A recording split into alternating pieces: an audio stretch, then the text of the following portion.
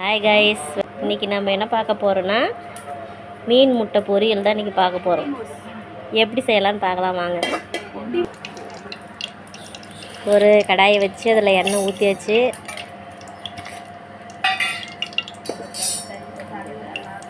சோம்பு கொஞ்சம் போட்டுக்குங்க. அப்புறம் பெரிய வெங்காயம்,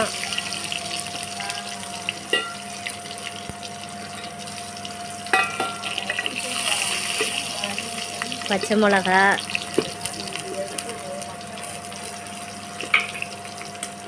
எல்லாம் போட்டு நல்லா மிக்ஸ் பண்ணிக்கணும்.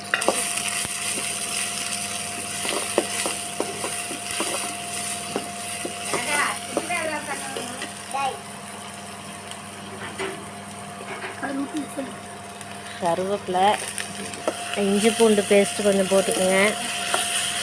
அதை நல்லா கலர் மாறுற வரைக்கும் நல்லா மிக்ஸ் பண்ணிக்கணும். வெங்காயம் கலர் பொன்னிறமாக வர வரைக்கும். இப்போ வெங்காயம் பொன்னிறமாக மாறிடுச்சு. இப்போ முட்டையை போட்டுக்கலாம். இப்போ முட்டையை போட்டு ஒரு 2 நிமிஷம் விட்டிங்கன்னா அது நல்லா வெடிக்கும். வெடித்ததுக்கப்புறம் தான் நம்ம மசாலாலாம் ஆட் பண்ணணும். இப்போ பாருங்கள், அது வெடிக்கிறது உங்களுக்கு நல்லா தெரியுதுங்களா? இப்போ நல்லா வெடிச்சிருச்சு. இதில் வந்து மசாலாலாம் ஆட் பண்ணலாம். நம்ம மிளகாய்த்தூள்,